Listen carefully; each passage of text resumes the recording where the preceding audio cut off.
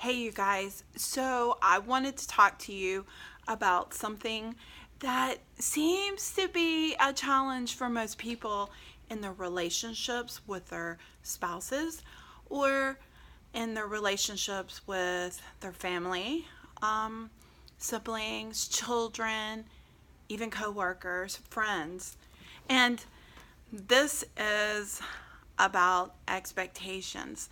Now, I have actually talked to you guys about expectations before, and it seems like it's an ongoing problem. I find that most people that experience depression, it's because of their expectations. So, what I want to do is, I want to challenge you to try something different. So, why don't we, for the whole week, I want you to change your expectations into appreciation. So, I actually did this myself, and I am one of these people that, I'm pretty real. I mean, it is what it is. I'm going to admit my faults. I'm going to tell you where I'm wrong. I mean, this is a journey we're taking on together. And I had a problem with expectation as well. And I really thought I had it under control until I realized one day I didn't have it under control, especially with my spouse. Now, this kind of rings home for a lot of people because it's kind of hard not to have expectations with somebody that you're that close to. So, what I decided to do was exactly what I'm telling you guys, is that I turned my expectations into appreciation. Now, what does that look like? Well, let me tell you a little story about something I did. So, typically, Shane and I have different work schedules. So he gets up a whole lot earlier than I do. He goes to bed a whole lot earlier than I do.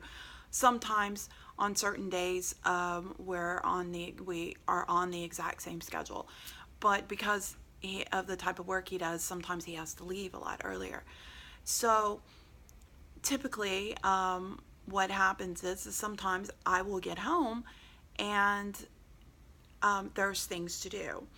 So I noticed a couple of times that, for a while he was always coming home and he was washing out his dishes and taking care of all of his stuff, like his lunches and everything. And then one day I started noticing that his lunch containers were sitting on the counter.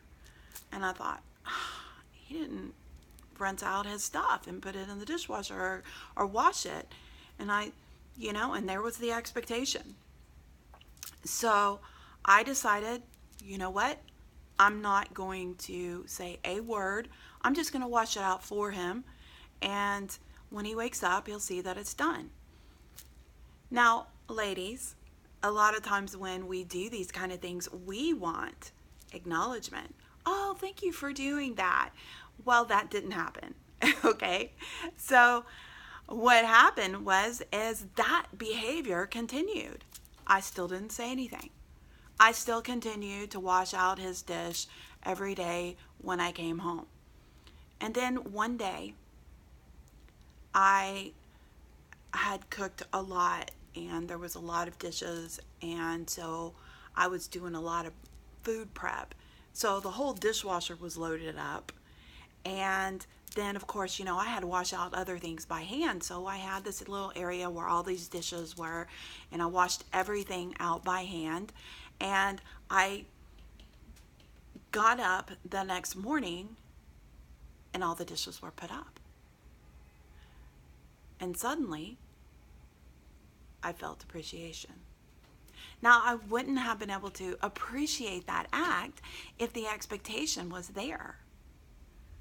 And there's been many other circumstances where I just let go of what I felt needed to be done. And suddenly I was like, wow, that was really nice of him to do that.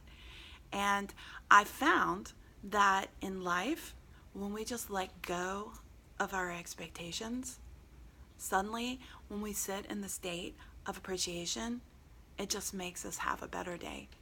And if we're always appreciating things, then we're always happy. There's this thing everybody says, hey, be grateful.